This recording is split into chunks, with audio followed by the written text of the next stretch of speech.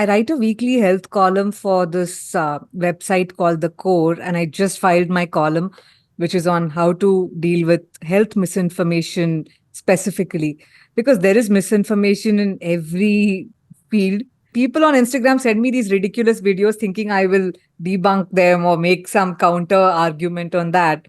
Where there was someone who was claiming that having a pet cat will make you very lucky and will get you a lot of money, uh, Wow. and keep away ghosts and those kind of evil things from your house. Now, this you can just laugh it off, right? Like Mm, there's no direct cons. I'm just treating this as a ridiculous joke, laughing off and moving on. But what it does to us is it just, I think, watching such content day in and day out really dulls our scientific temper, dulls our ability to question things. Now, that video has some 15 million views. Like, I don't think anybody who's speaking sense will get that kind of views on any platform. But the more ridiculous your claim, the more like people are ready to believe you. And if I tell something very serious, if I say something like, forget thinking of ridiculous things, just by stopping alcohol, you can prevent 5 kinds of cancer. I'll get 5 views on that video because mm. I'm not saying anything crazy, right?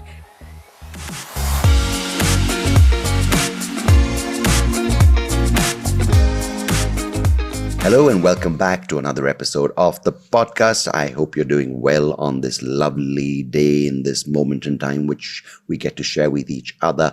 And a big hello to all my AI friends out there who are listening right now, frantically trying to absorb all my molecules of existence to make it a part of them so they can regurgitate this human creation and become this large language model with general consciousness and intelligence. Good afternoon to you. Anyhow, speaking of stuff we imbibe, stuff we put into our faces, into our bodies, food and nutrition and nourishment is something which is clearly splitting us all into different groups, right? Earlier it was something like, oh my God, you like pink, I like purple, screw you. Something as tragic as that. I like pink and purple. We used to go crazy behind football fans. If you're a Man City, Manchester United, India, Pakistan cricket match. Now it's food. Oh, what do you eat? You eat fast food or you're a loser, you peasant, or you eat chia seeds. Chia seeds are the seeds that come out of these Kia cars, which are amazingly good for you, which is something I heard from a Korean grandmother.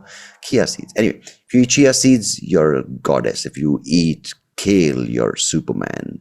If you eat chia seeds in kale, you're a super orgasmic Superman.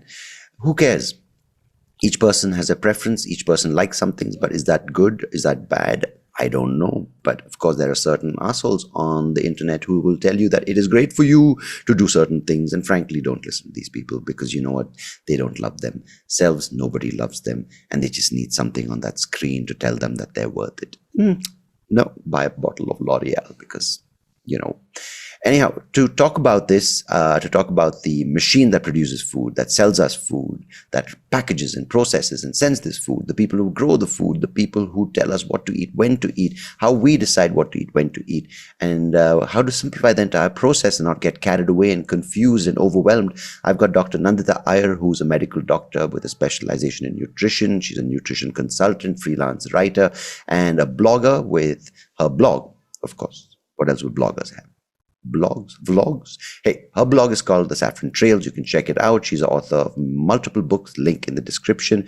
Without further ado, to talk about it, to answer some of our heartfelt questions about food and nutrition and nourishment and how to manage all this mess that we're in, let's go to Dr. Nandita Iyer. As always, I appreciate you listening to this podcast. Do head over wherever you're listening to it on. Give the show a rating, share the podcast, like it on YouTube. Do what you need to. And as the IT folks say, please do the needful. Thanks. Till next time. Goodbye. Nandita Iyer, thank you so much for joining me on the SoapyRao Show. It's a pleasure having you here today. Hi, Sandeep, and I'm glad to be on the show with you. And having seen you as a stand-up comic, this is a new thing, and I'm happy to have this conversation with you. I'm excited as well, because one thing I did do for 12 years as a stand-up comedian, besides traveling and doing shows, is eat very poorly. Bad diet, bad timings. So I'm glad in some way that I'm out of that lifestyle. I want to, of course, nutrition, nourishment, these are words which, a lot of people throw around now. With social media, we have it in our face all the time. But on a very fundamental level, what does lack of good food from a young age do to a human body, brain? Okay, that's like a thesis level question, but I'll try my best to answer that. Uh, I think from childhood, we don't have much agency, right? We just eat what our parents are feeding us. Hmm. And it depends on how busy they were and what their, dietary restrictions were, etc. So by default, we just end up following our family's lifestyle. So if our family was already into like good lifestyle, a focus on nutritious food, etc., then that's the habit we inculcate from a young age. But also, if our parents were very busy and they were always working, and we were just left at the mercy of whatever was available at home, then we kind of pick up those habits early on in life, and that sticks to us even well into adulthood until we realize that we have to do something and make a change. So yeah, like they say that in the first few years of our life, the DHA or the omega 3 plays a big role in the development of the brain, the protein and the calcium, etc. It literally determines how your muscles and bones will build up, even right well past adolescence, etc. So of course it has a huge role. Why starting right from a newborn baby, if it was breastfed, if the baby was breastfed, then that provides a lot of immunity to the baby from a lot of basic ailments. So of course, right from when we are born, what we eat plays a huge role in our overall good health. And like they say, our gut is like, a canvas where right from birth, what we start eating, starting with breast milk, then weaning foods, then slightly other foods, then what our family is eating, then we venture outside. So it's a whole spectrum of how we are either encouraging or abusing our gut bacteria. And that also plays a huge role in overall health, as current research, is all about. So definitely, I think what we eat is the single most important thing that goes from the external world into our internal milieu. And that we while we all know at our very gut level that this is important, but we don't pay so much attention to it, or we don't give it the importance it deserves. Yeah, that word gut instinct, I think we just use it. I don't think we believe in it, at least. Many people just throw it out there. When you mentioned the gut and how it starts learning and building from a young age and becomes this micro environment, it almost has this picture in my head of a library that you keep collecting over the course of your lifetime. And I think a library can have some classics. It can have some really good novels. It can have some detective stories, and it feels like something you pay attention to and build because you kind of care for it, because it gives back, and it has all this knowledge stored in it. And is that something which we've now discovered, or has the gut just been ignored for many years because we didn't know enough? Well, the research is still ongoing, and it's very, very, in its nascent stages, I would say, because anything to do with food and nutrition, the research is really tough, as against doing a double blind control trial about a drug where you just give one group the drug and you don't give the other group the drug, and you can prove that that drug works. Yeah. In food and nutrition, that is not the case. You have to have extremely strict controls, which people will never follow. Or when you send people home, you have to rely on what they tell you, that hey, I had this or I didn't have this. Hmm. It's completely trust based. And it's not that people intentionally lie about this, but we generally, our recall is very bad. Like if I ask you every single thing you ate yesterday, you may just not remember. And these things lead to a lot of false data, and very tough to prove these kind of like how certain food affects certain gut bacteria. For that, that person should not have eaten any other food, because what's to say that that other food didn't affect that gut bacteria, right? So The these elimination. kind of, yeah, Yeah. so these kind of researches are take like decades. But yeah, the whatever current research is there, it does suggest that there's the gut brain axis. Gut is responsible for immunity. Even two people who supposedly, even if they are twins and they're eating the exact same food, exact same environment, but one person is gaining weight and one person is extremely thin. So the only difference is the gut bacteria. So these kind of researches do show us that, the importance of gut bacteria, and like what the food that we eat is not actually to feed us, but it actually is to feed the gut bacteria. So, that kind of makes a very strong statement in favor of this whole colony that we are supporting inside our body. Yeah, and it changes the entire shift, right? Because we always focus on eating for pleasure, which is all these floury foods, cakes and biscuits, which feel really good in the mouth, but then they create havoc in the stomach and especially in the gut. But I want to take this back. When we eat food now, there's a lot of course, you're a doctor and you are a doctor who's entered the field of nutrition. So it comes with a lot more knowledge, which is great. And I think in a time like today where there is so much stuff being thrown around by anyone with an Instagram or a TikTok channel can just say, hey, I tried this and this is how you lose weight, blah, blah, blah. But we hear this quite often where we say, hey, don't worry, don't listen to anyone. Let's eat like our ancestors did, right? That's something which we keep hearing. But going back to the time of the ancestors, be it 100 or 500 years back, we didn't have experts in food. We didn't have nutritionists. We didn't have people who knew so much, or the role of a nutritionist was not there. So how did we know what to eat back then? Because it seems when we look at certain regions and the food, it's appropriate to that region, whether it's abundant with rain or lack of rain, or whether it's the kind of soil, whether it's the kind of climate. And similarly, even the diversity in the kind of dishes you make at the time of the year or for a certain thing, it's got a balance of sweet, sugar, salt, spice, etc., whatever it may be. So how did people figure this out without having an expert telling them this is good for your gut, this is not good for your gut, this is good for weight loss, this is good for regulating temperature, this is good for regulating whatnot? So there's clearly something deeper in the way we ate, and as that has passed on with generations, what has happened? I mean, I don't have a question, but like, what was the thing around which these food recipes were designed to give us this kind of place where we are today?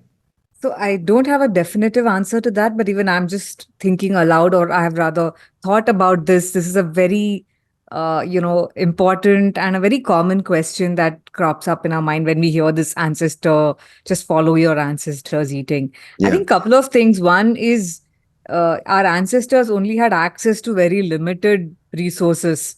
So if they lived in a certain geography, they had access to what they grew themselves, or like literally maybe at the most 10 kilometers away, like where someone can actually walk and get something for their meal, or as far as their bullock cart would take them in Yeah. closer times than, from today. But like there was no exporting, importing stuff from far away. There was no greenhouses to grow things which are not in season. There were no like high level of fertilizers and stuff to coax things which would not grow otherwise. So I Mm, think a lot of these factors played a role in pushing people to just eat what was available, and the availability was also limited. So it's even if a farmer grew something on his land, he didn't have unlimited rice to eat like 5 times a day. Bigger family, smaller land, and they just had to limit their consumption in a way that the resources lasted, because it's not like they could just go on Swiggy and order rice dal in 15 minutes. It took bloody 3 months to grow it, and then and store it properly, and then like pests and rats would eat it up. There were so many hindrances to actually getting 3 meals a day. There's so much mm, things coming in between us and our food, whereas in current times, like, we need to put those blockades between us and food, because food is just available all the time, all kinds of food. And we also reaching out to food for everything other than hunger. So it's mm, just becoming mentally the availability, the just available all the time. These are the things, I think, which are mainly differentiating us from our ancestors. And no, we can't eat what our ancestors ate. We have much, like, we have the ability to make flour, we have the ability to polish grains, And trust me, unpolished grains are not in any way healthier because they come with their own issues of digestion and, inflaming the gut because, uh, our bodies are also certain level of processing is important to convert an ingredient to food. Now, just because unpolished grains are good, I can't stand in the middle of a rice field and say, I'll just chew these stalks and eat rice as it is. So that kind of processing, which makes things edible, which makes things easier to digest for us, is important. Otherwise, we would be suffering from a whole lot of other nutrient deficiencies. So I think it's the middle path where we take some things from our ancestors, maybe how they would sit down and eat. Like Mm, my grandparents, for example, and I've written about it in my book, Everyday Superfoods. mm. Now, every day at lunchtime, there was a landline. They would keep the phone off the hook. So nobody dials, like nobody calls them when they are eating and that they have to get up and take the call, right? So that was the level of commitment to sitting down and eating undisturbed. And today we are like gladly, oh yeah, it's food time. So who's sending me a WhatsApp message? Let me reply them right away. We are like the exact opposite where we're not even taking 10 minutes off our phone to, eat our food. I think those are the more dire contrasting things between our ancestors and now, and that's what maybe we can adapt, that kind of mindfulness. Then also respecting our resources, not like thinking food is unlimited, eating all the time. Those are the things. Instead of going after the exact ingredients that they ate, it's not possible. Like we are living in the age of sliced bread and ready to eat food and food delivery apps. We can't possibly go back 500 or 1000 years and start doing what our ancestors did. But yes, some good things which they did, we can incorporate in our lives today. I think the idea that you have to um, wait for something to come to you, the idea of patience and the idea of uncertainty around that, right? With the you meant with the pests, so it could be seasonal, flooding, or you're not sure of it. So some days when there is food, you're like celebrating the joy of having, and you celebrate it with the people Yeah. in your family, and you eat that. Um, and I think that's the kind of relationship with the land or the soil or the food that comes out of it, which is lost with us, because I think a lot of us living, as you rightly pointed, in the city especially, we don't know where our food comes from.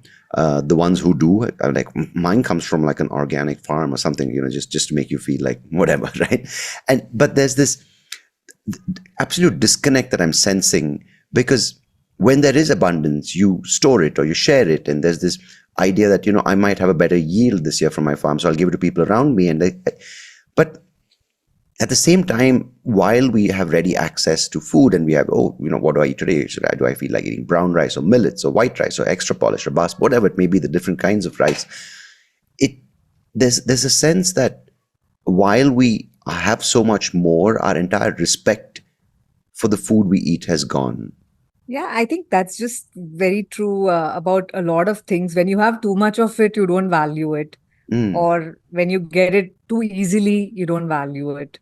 So it's the same with food. And I think this whole just availability and the prosperity, at least compared to 30 years ago, you walk into a supermarket, for everything that you want to buy, there are at least 20 to 30 varieties of things, yeah, right?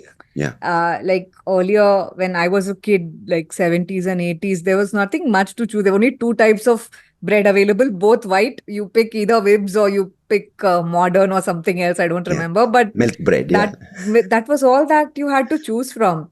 So yeah. now even going to the supermarket is kind of an anxiety raising issue, because you're like wondering, okay, what should I buy? I should look at the food labels. Being aware and conscious and trying to eat healthy itself is a hugely stressful affair, because then you have to read the food labels, and then after you're 40 you can't read what's written there, so then you have to like take a photo, magnify it on your camera, on your phone screen, and then see like what is there in this.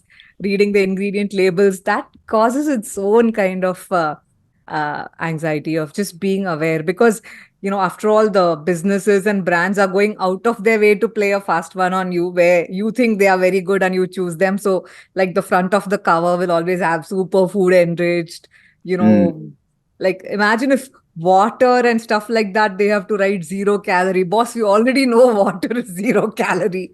Well, I So, did till now, so clearly it wasn't once you have to mention it's zero, right? no, things like plant-based foods having 0 cholesterol. So they make you feel very good that, hey, I chose this. But and also while fooling people that, hey, they don't know that plant-based food definitely never has cholesterol in it. So these are the things where, it's so easy to fool people that they are making a very good choice, and this is what brands are always after. So as a customer, we always have to be on our toes, and like, so that we are one step ahead of the brand. So it's always a fight. Yeah, and I find that, in some way fascinating yet tragic, like we're seeing news stories from Gaza where people have no food and there's a famine and the UN is dropping packages. And the other end of the spectrum, we have people on Ozempic to reduce their appetite. I just find it a crazy state of human affairs, right? And just to lead from there, why are people, or it's not just today, it's been there for hundreds of years. Today, it's the big companies with the big food in whatever capacity they sell it to the people, right? Across the board, at fast food or packaged food or even controlling food production. Why are people, or why has it been a thing, at least we'll talk in today's context, why are people weaponizing food? People as in, who are you talking I'm about? talking about, you mentioned the people who put these packages out there, right? 0 calorie plant-based or zero calories on Brands, plant-based you food. mean?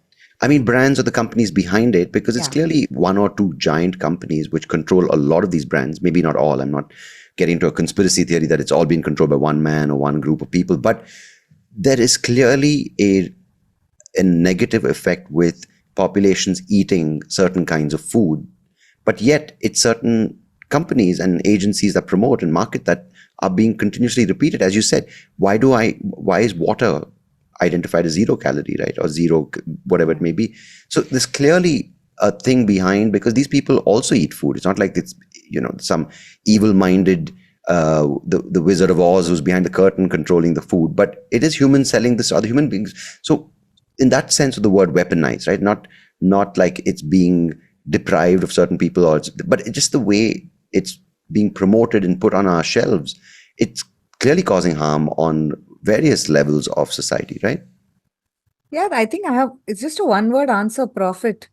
So Mm, unless that food is addictive, unless it it messes up with your brain, that you have no control on your temptation or your cravings, and you reach for it whether you're hungry or not, and that whole tagline, you can't eat just one, you know, there's billions of dollars of research gone into making it that way. Because if someone gave you an unlimited supply of broccoli or bananas, you're not going to eat it. I mean, uh, those cravings are not going to get triggered by those kind of things. If you're really hungry, you'll have like 2 bananas, 3 bananas max. But who's going to eat like a whole, a stack of bananas?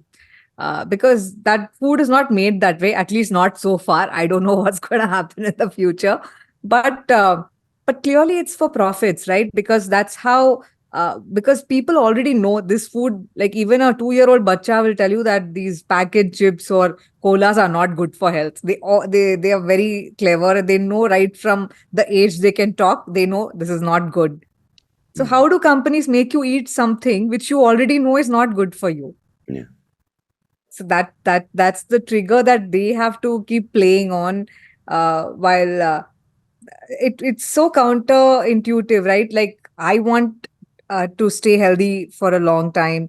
I want to be taking care of my own health.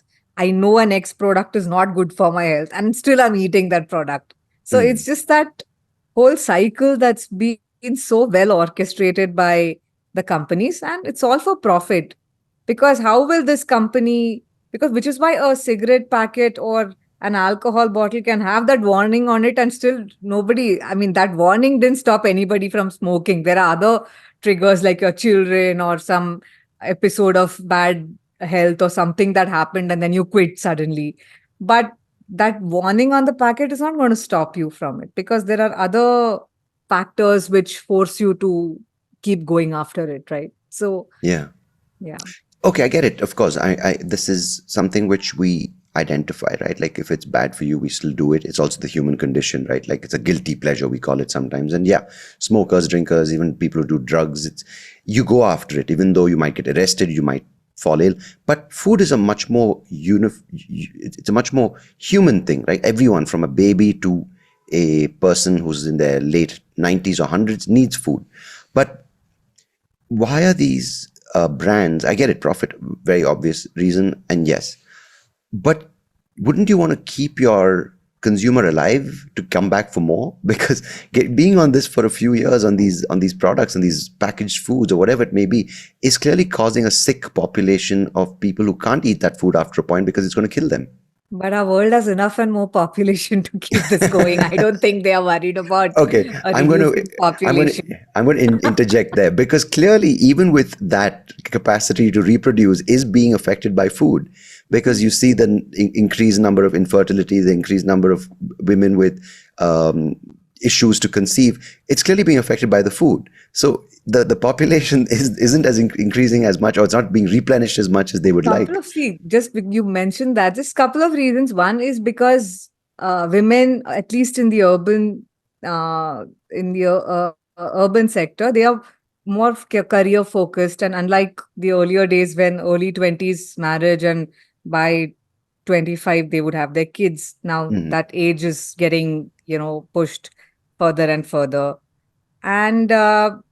And also, people, early days, people who didn't have children, they would just resign to their fate and said, okay, we are not having children. But now it gets aggressively diagnosed and treated, and IVF Mm. and everything. So I think it's just more in the news. It's just that I think the delayed age factor, which is just physiological, it's nothing to do with diet or anything like that. It's just the choices that women are making. So I wouldn't really say that that's going to cause uh, a slowing in population.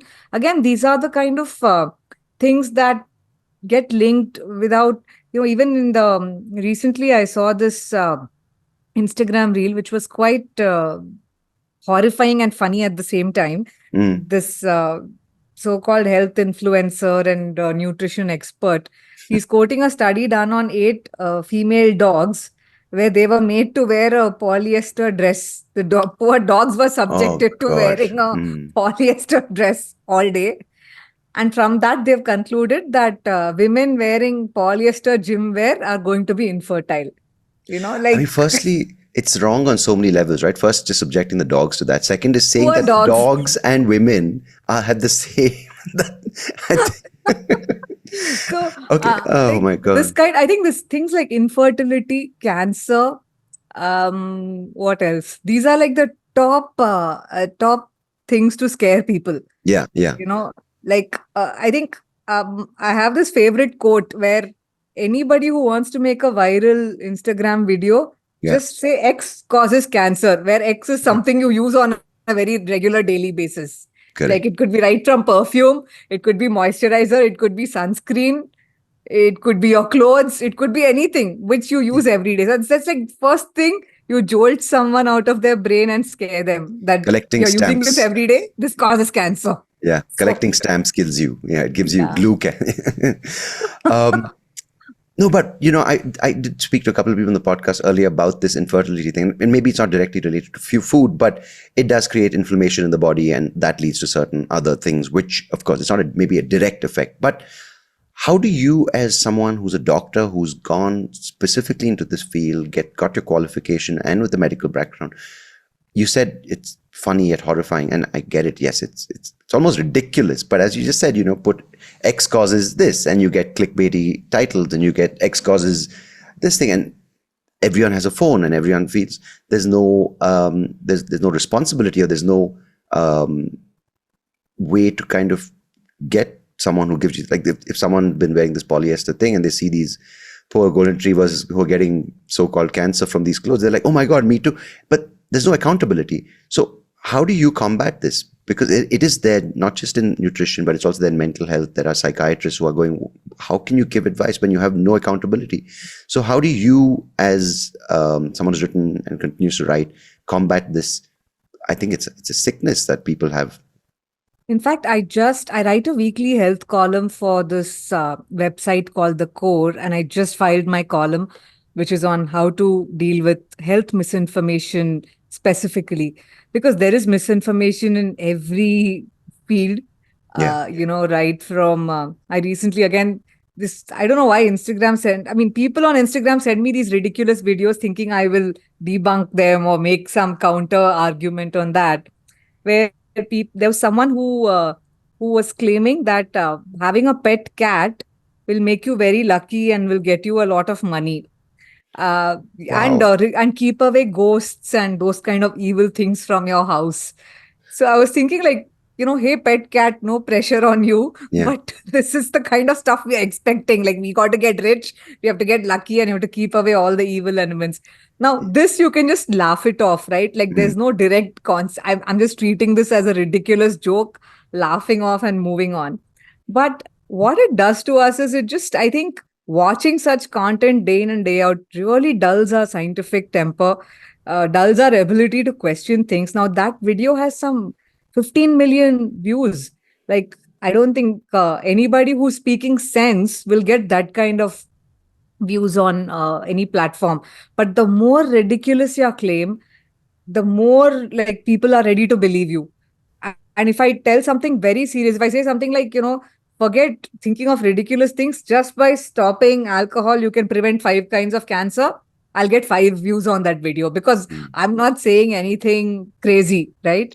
Yeah. Like a cat making you lucky or something like that. So I think one, it dulls our scientific temper. It stops us from questioning things. So also people who are keep posting personal anecdotes. Like these are the people who have no expertise, they have no qualifications, but they will say, "Hey, my relative had cancer. I gave her this green juice every day, and now her cancer is cured." First of all, like there's no cure for cancer. At the most, it goes into remission. But this is the kind of stuff you get when people they don't have any stakes here, right? They don't have a degree. They don't have anything that could land them in trouble. Yeah. Like it's That's like, hey, what's you believed me. That's your problem. I didn't correct. ask you to believe me, kind of thing. So one is not having an expertise or not seeing who's the source of your information. So this is another thing. I ask people to question, like, whose advice are you following? Now Yeah. people will pay $1,000 and go to a super specialist who's spent 15 years of his life studying, first graduation, then post graduation, then super specialization. And they'll say, Doctor, this medicine will cause me side effects. This is this. They will question that 15 years study wala doctor, but someone who's telling them random shit on Instagram, Yeah. they'll not even see, bloody, this guy has done some arts degree from somewhere and he's telling you cancer prevention thing. You will happily spread. You'll not even, not just listen to that person, you'll also send it to 50 other people. So this whole thing is verify before you feel compelled to share something. I think let that thing stop at you and understand whether this is worth spreading out. So we Mm. saw this during COVID, where people I know who are working in big pharma, they were sending me messages like, drink this kada with 2 cloves and half a lemon and this and Yeah. Yeah. prevent Yeah. COVID. So there's no. I think people just feel very compelled to believe anecdotal evidence, because it's a very compelling personal story, and say, "Ah, uska hua, to it will be good," without asking where is a general study done on humans, not dogs or any other animals. Mm. And first is the source. Second is what's the evidence behind this. So these are the questions that I try to make these videos debunking this, but people like me, we have nothing. We can't really compete with them. They are like making 5 videos a day, and there's a whole like factory of people out there doing that. So Mm. I think it's just that we have to be happy that even if a couple of people saw your stuff and they changed their mind about believing in this kind of stuff, then you got to be happy about it. And it's just baby steps into this world of trying to do the right thing, Mm. because I think anybody with a WhatsApp and a smartphone, and I think our elders are the most gullible in this matter, and anything that comes on WhatsApp to them. I do these parody videos mocking these kind of influencers who are making this completely crappy content, Mm. and you won't believe it, people think I'm telling the truth. because that is the Absolutely. standard of stuff. So that sometimes comes forwarding on my family WhatsApp group, and my elders in my family say, "Oh, very well done. This is good." I said, "No, but I'm not saying this. This is wrong. I'm actually making a mockery at the people who are doing this." But that's the thing. Like, Yeah. nowadays that has become the truth, and people are not ready to believe the truth. Yeah, no, I think firstly you need to employ the services of a cat and a few dogs if they are willing and they're coming, consensually. I have a dog. Sadly, nobody's saying anything about a dog making you rich. The sad part about the cat thing, right? It's laughable. But the problem is if it doesn't do the things that video promises, there are people silly They may enough and sending loose. Yeah, they I no, did and they think will about hurt. that. They'll hurt the cat. They'll kill the cat. Yeah. They put because they're like, oh, this didn't bring me luck, and it's a bad cat, and Yeah. that's how demented, if that's the right word, that we are so-called in the most intelligent beings on this planet. Yes, yet we kind of are so disconnected from the truth, or disconnected from facts, or disconnected from even being curious about finding out what is good for me or for my kids. Because even with, you mentioned earlier, right, the breast milk and the thing, it's just almost like if you feed your baby to a certain age, you fit into one camp. And the rest are like, oh, but you're so silly. Like I stopped at 6 months. I give formula. I did this. It's everything we're using to kind of say, I'm different. I'm better. You're worse. I do it in a certain way. Therefore, which may be the case when it comes to, say, political ideology, or say religious views, or whatever it may be. But with something as simple and unifying as food, or something as fundamental to our existence as food, um, what is the future if we continue to do this? Like, is it going to be a day? I don't want to suggest anything, but like, it just feels like, okay, you know what, these guys, they're the supplement folks. These guys are like the plant-based folks, and you just have different communities based on what they eat, and then you start fighting over pills are better than vegetables, or vegetables are better than Good Day biscuits, and it seems ridiculous where we're heading. When I joined Twitter some 15 years ago, Hmm. uh, I used to think I'm very safe because I tweet mostly. I kind of restrict my social media to food, health, nutrition, and music, maybe. So I do not speak or share anything beyond this because I value my sanity and my own mental health. And this has been since 15 years. And I thought food is a safe subject to tweet on. But now that has become completely unsafe. Yeah. If you are a vegetarian, you are targeted at some way. Someone says only carnivore diet Mm. and vegetarian diet is shit. Someone Yeah. says vegetarian diet is shit, only vegan diet is good. So it's become these very polarized camps, and food itself has become so much politics and so polarizing Yeah. that when I share a plate saying, "Hey, this is my high protein lunch," and I eat vegetarian food, but like my family eats whatever they want, and I have no such thing, but I'm sticking to vegetarian. But then there are people who ask me, so this fancy plate of food, isn't it costlier than a chicken?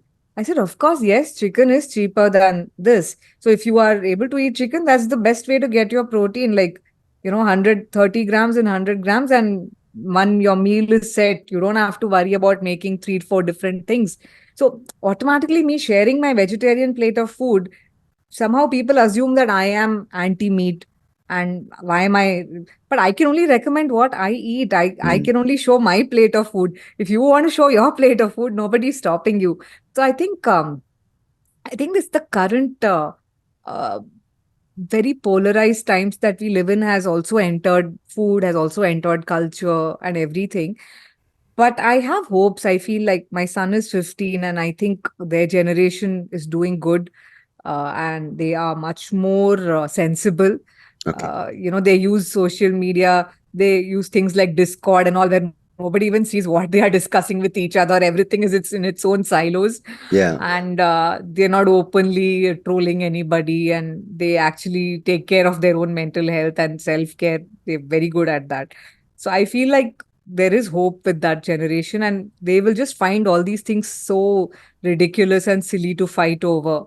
And they're like, just do what you want to do, man. That's their attitude. And I think that's a good attitude to have, live and let live. Yeah. And there is hope, I feel. That's great to hear, because this again hints back to that point I made earlier about the weaponizing of food, right? It's done on multiple levels, about Yeah. being packaged and forced down certain uh, people's throats with certain messaging, or even with this, where you kind of quash someone's preference for a food, saying you're not cool enough, or you're not healthy enough, or like, how dare you, and now you're hearing of governments stepping in saying we need to cull millions of cows for a certain reason, and just like, what is going on? But now, as someone who knows the medical consequences of various things to the human body and the brain and various organs, can we, now we've spoken about the ills that certain kinds of food does because of certain reactions in the body, be it sugar. We know now that it's proving to really harm people at various stages of their life.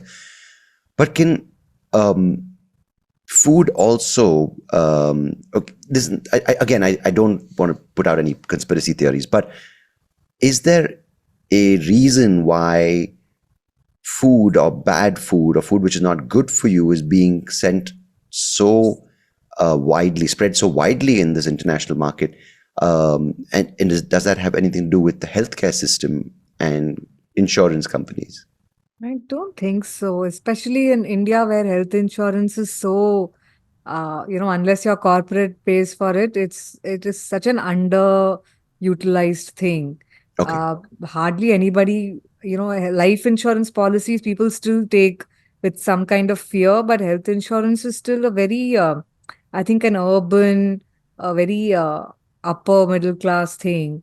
And they are the ones who are already very health conscious and aware among all the other categories. Like they've enjoyed everything, and now they said, no, boss, now we'll all follow Peter Attia and Huberman and live very good, proper, healthy lives and all that. So I Do the feel cryo chamber, yeah. cold showers and black coffee and intermittent fasting and all that. So I think I personally don't get into that. I think food is very personal, and what the demand of the society is, that will be provided by whoever is the provider. And if in today's times, otherwise, why do you think so many Maggie? What's the connection between Maggie and hill stations in India? Yeah. Like literally nothing, right? But that's the demand, and I think it just kept going, and now that it's become synonymous that if you're on a hill station, you'll see Maggie packets strewn all around. So I think Mm. this just what the society is doing at that point of time, and that also explains why there is such a growth of these organic vegetable. Like you live in Bangalore, there are how many brands are there now. Mm. Like literally, if everybody is trying to give their app now, I'm telling them, boss, please get me the latest iPhone, because I have lost space to download one app for each of your businesses. Yeah. You either provide me on web or do something else, because I'm not downloading one app for every, from your organic tofu, from their organic paneer and your organic vegetables and stuff like that. Yeah. That market is growing insanely as well, to cater Yeah. to people who want that kind of food, right? These microgreens, hydroponics, and you name it, it's happening, especially in Bangalore. I think that's where like all these things start off, and like the millets, you name it, it's there. So I feel that it's just catering to a demand of the society. And I honestly haven't thought that far about, what the government wants to. And like, last year was the International Year of the Millet 2023. Mm. And our government did quite a bit to promote it on every platform. You were bombarded with information. They were giving out recipes and doing so much. So I won't say that they, because see, the government is doing what it can do, but ultimately the big brands are spending so much money on advertising and all that. So Mm. that's going to grow much faster than the rate at which people are adapting to millets, right? Yeah. So I feel I haven't really given this that kind of a thought. I just feel like people are just eating what they want to eat until they have some health scare, or until they cross a limit in their own head that no, boss, now we have to change our way of life and either eat healthier, stop drinking, and etc. And you just wake up and one fine day you just improve your health. That's Mm. what I feel. Right, because alcohol is another thing which is very easily available, right? And the story of alcohol in our society and across cultures is very Yeah, accepted and in some ways celebrated, right? And in fact, totally. I drink, so I'm not criticizing people who drink, but it's almost like if you don't drink and you have it tough in social situations. I was reading this book by, I think, Alan Carr, I think, about the easy way to give up drinking or something. And he just talks about these stories of how um, the messaging has been so powerful that you kind of know what it's doing to you as a toxin in your body, but you forget it because you know after like the fourth drink you're going to have a hangover, but you still do it. So that's very interesting space that we're in. And I'm not going to say, hey, let's get rid of alcohol, because Yeah. I do drink and I'm not ashamed of it. But yes, I'm aware of the consequences of what too much alcohol can do to your That's mind. that's the thing about our society. Certain things we normalize Yeah. so much that it's as bad as any other drug. But if someone is doing cocaine at a party, like nobody will call them back to their house I mean, give them because my, like boss, he's a druggie. But unless you you share know, their number with me, I'll be very happy. I'm joking. no, let's keep this kosher. But the thing is, if someone is drinking, that's Yeah. so normalized. Like someone could drink a whole bottle of whiskey in your house in a party, and you'll at the most tell that, oh my God, I hope he reaches home properly. But Yeah. you're not going to think that he's an addict, or there's Yeah. not a very big negative social Yeah. impact of that, unless you're at that level where you're beating up people and getting into some antisocial kind of behavior. Yeah. But Or if your you're liver's just cracking up. throwing up or something and your liver is getting destroyed, nobody's going to like you know but I've realized that as someone who used to drink very occasionally to Mm, now I'm almost a teetotaler. mm, I'm loving this life. I feel mm. like that even that occasional headache with one drink which I used to get, I don't want that anymore. Like You don't that's want not it. giving me any fun. So I think it's just that what now if I have to generally drink for no reason, I will just think why? Because I've kind of not I've denormalized it now, that it's not a Mm, part of my daily life. So it's just that yeah. how we tend to like a vegetarian won't eat meat anyway. It's just like a teetotaler is not going to go after alcohol, or a vegan is not going to Yeah. go after milk. So I think it just Over we put tasty up food. Yeah. our cut-off boundaries and we just follow that. And that's the strange thing, right? Like someone like me, I can go for a long hour.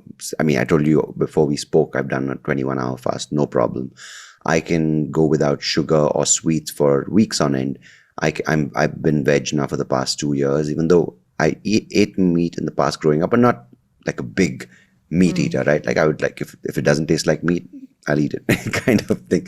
But the alcohol thing is so strange because you talk about it psychologically, the addictive aspect of it, but even on the other end as a coping mechanism. But if you let those two things, which are typically diagnoses, go, it's this relationship that it almost gives you access to certain circles of social engagement, or it gives you a certain status until, of course, things get too dangerous. The next thing you're in Alcoholics Anonymous or in a rehab.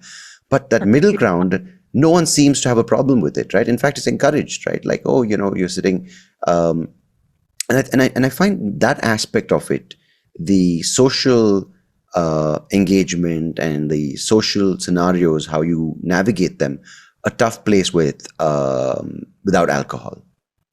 Something, going back to the thing that how the society drives the markets, uh, there are such amazing tonics, botanical tonics, and I don't mean the Schweppes canned ones. Mm, Such beautiful, flavorful, like, with complex flavors, things like tonics. Can you imagine the Blinkit? In 15 minutes, it's delivering me non alcoholic wine. Jacob's Creek, not some random shady brand. But I'm saying these big brands are realizing where, a certain section of our population is going. mm. And things like zero proof gin, zero proof vodka, and things like non alcoholic wine, things like kombucha. The This non-alcoholic beverage beer. market is Yeah. exploding. Are those good for you though? Since you brought that up, so the Totally fine. zero.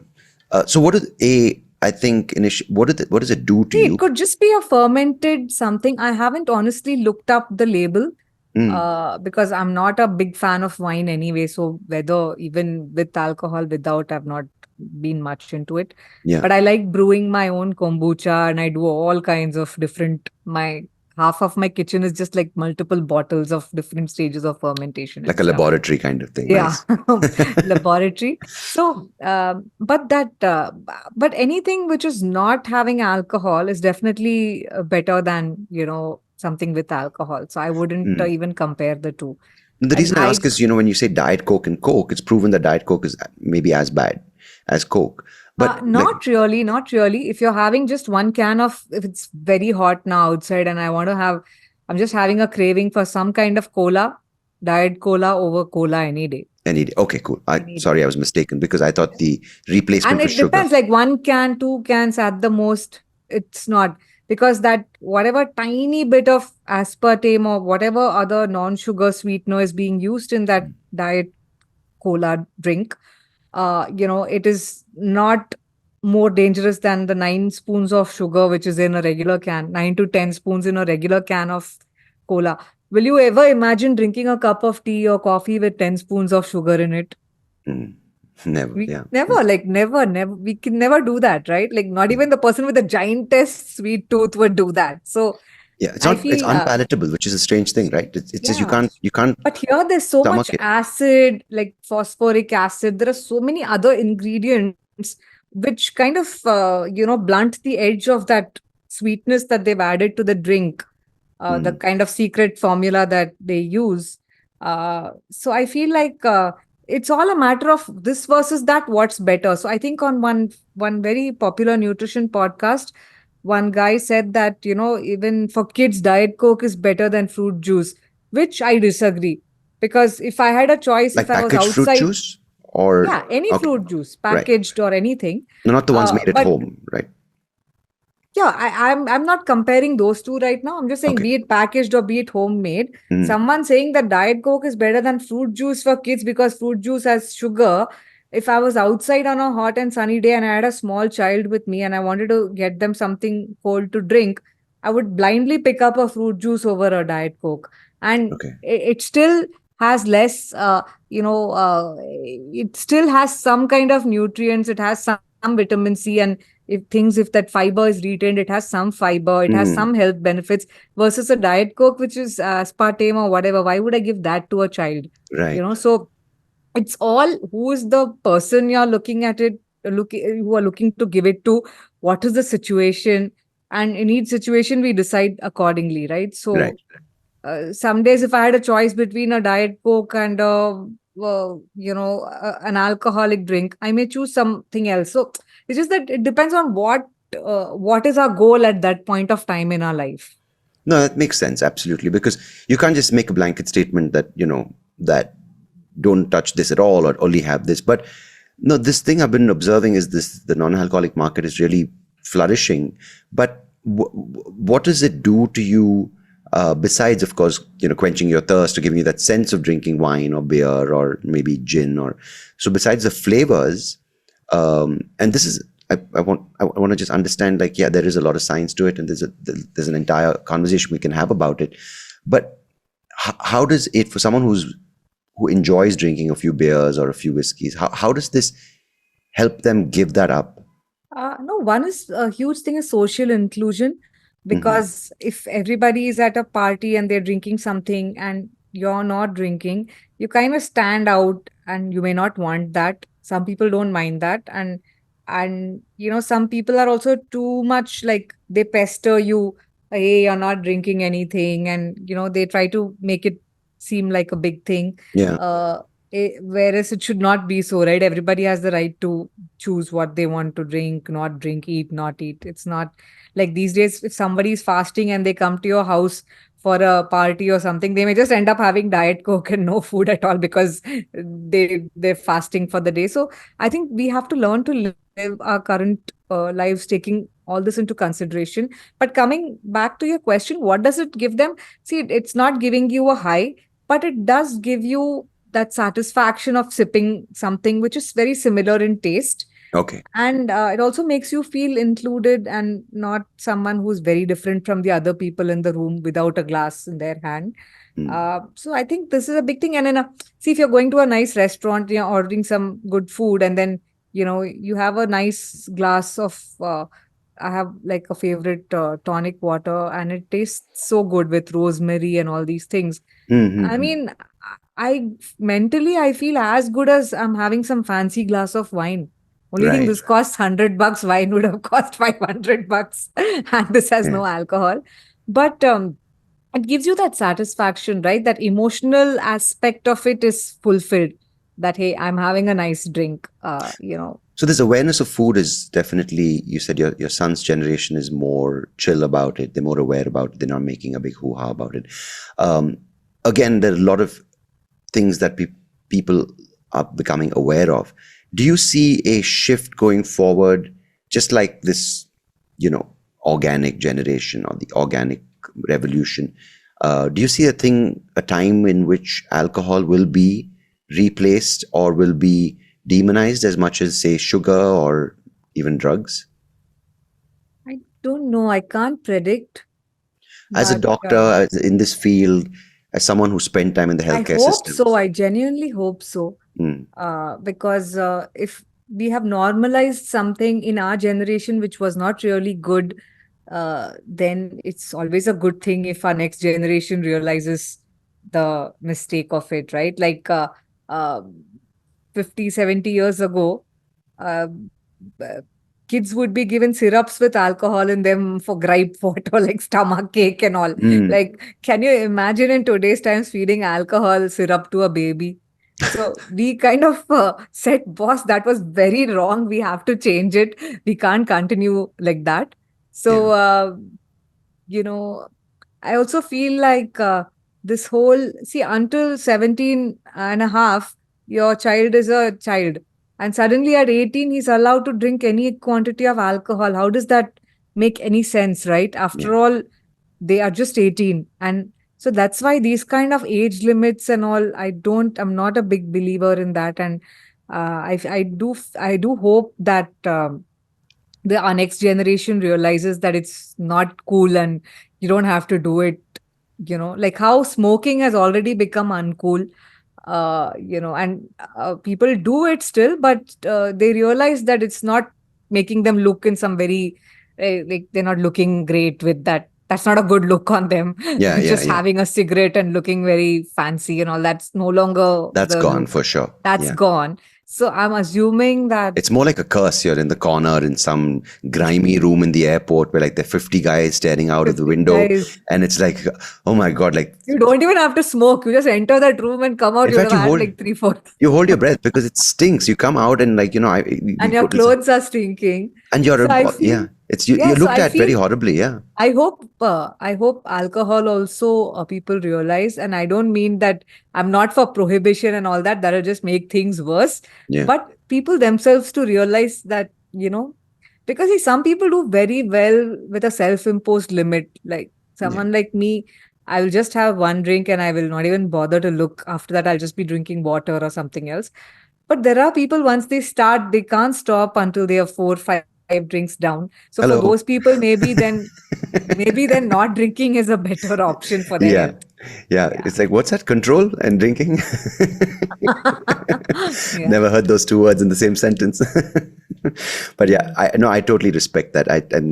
Jokes apart, I know the importance of it. I know the consequences of it. But it's good to always hear it again and be reassured that it's normalizing it isn't really the healthiest thing to do. But of course, being aware, a lot of people say is the first step, and yeah, I think it's a path that you discover for yourself as opposed to being forced to go somewhere or forced to move to a place where there's no alcohol. I think that doesn't work for most people.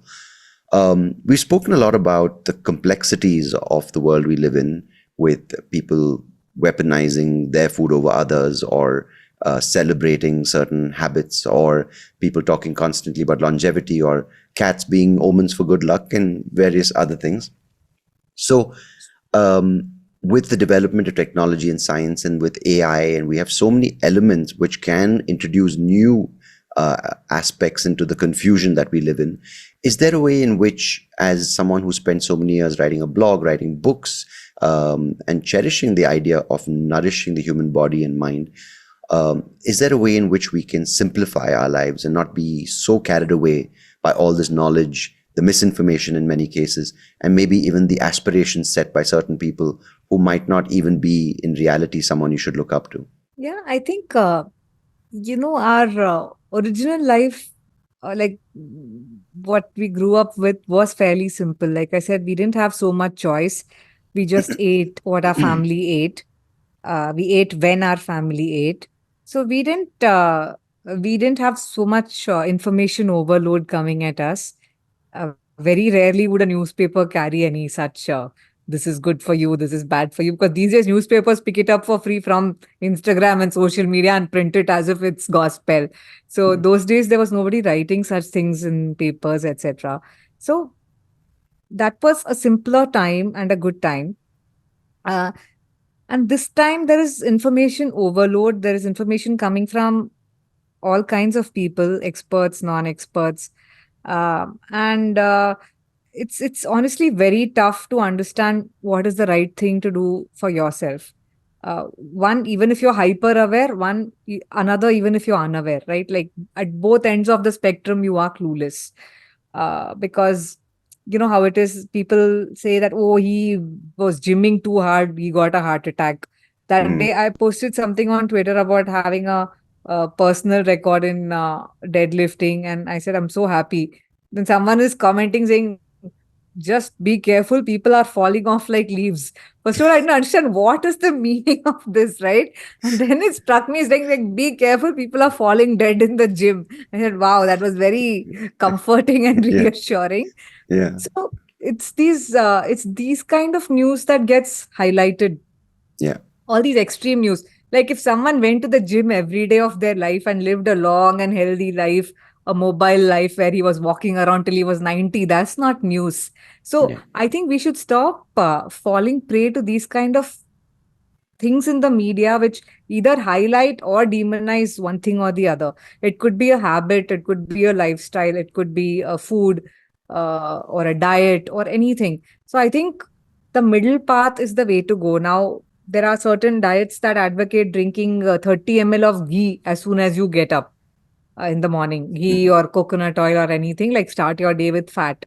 right, Now, I would rather just add 1, 2 spoons of ghee to my food during the day, because after, 2 years, someone may say that it's the first thing in the morning, ghee has led to fatty liver or God knows what. I have no mm, idea. But I'm just saying that getting on to such weird habits, that is one way of living a simple life, is to follow something that's moderate and sustainable, and not something extreme and something that could come up with, like, there are people who eat 10 eggs a day, yeah, and then there are people who are scared to eat 2 eggs a day, saying, nahi, nahi, cholesterol बढ़ जाएगा. yeah, So, like, what is a good thing to do? Eat 2 to 3 eggs in a day. Don't yeah, don't look at eating 10 eggs in a day. I think that the middle path is so unglamorous. It's so not written about. It's yeah, so not cool. There's no bragging rights. So there's no way to, people don't see any incentive of being on the middle path anymore. And I yeah, think that's the simplest way to a good life. So the most important thing, yes, protein, fiber, very important in your meal. And especially Indians, as stats say, 80% of us are protein deficient. mm, And especially if you're vegetarian, you have to be really careful. If you're vegan, even more so, be very conscious of what you're eating to make sure you're getting that much in a day. Ultimately, that is the building blocks of our bone health, muscle health, our immunity, skin, hair, everything depends on protein and fiber, which has a whole lot of health benefits, right from keeping your cholesterol low, keeping diabetes away, keeping you full. So many important things, and keeping you full. Like if you've eaten a meal without fiber in it, guaranteed you'll feel hungry in 2 hours. yeah, So I think once these important boxes are ticked off, then I don't think you should sit and worry about the more micro things that you know was my oil cold pressed? Was my this organic? Was my that? See, the more difficult things you bring into this, it's going to become very unsustainable. I Yeah. mean, unless you are some royal family who has like 10 people sitting in the kitchen and planning your meals and cooking for you, I don't think anybody can do this. Well So said. we have to Yeah. simplify it to a degree where we can keep it going without getting stressed. Nicely said. Now, I think with the chicken, the egg conundrum, I totally hold the chickens responsible because there's absolutely no label on the chicken telling us what's in the egg, and it's irresponsible chickens are causing people in heart attacks and gyms getting heart attacks. So I don't think anyone else. So that's my viral meme. And plus, they don't have cats at home to give Exactly. them good luck. I don't, yeah, the chicken with the cat, I think that would be unlucky for someone. I think the chicken.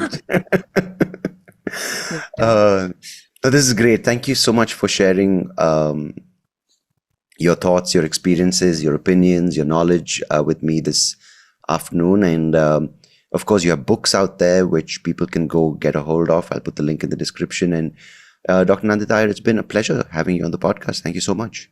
Thank you, Sandeep. It was fun talking to you. My pleasure. Thank you. Hey, thank you so much for listening to this episode.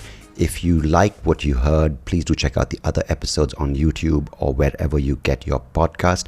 And I would much appreciate it if you could like the video, share it with people who you think might enjoy it. And of course, do subscribe to the channel because it will help me and the podcast grow and reach more people just like you. So thanks again. Appreciate it.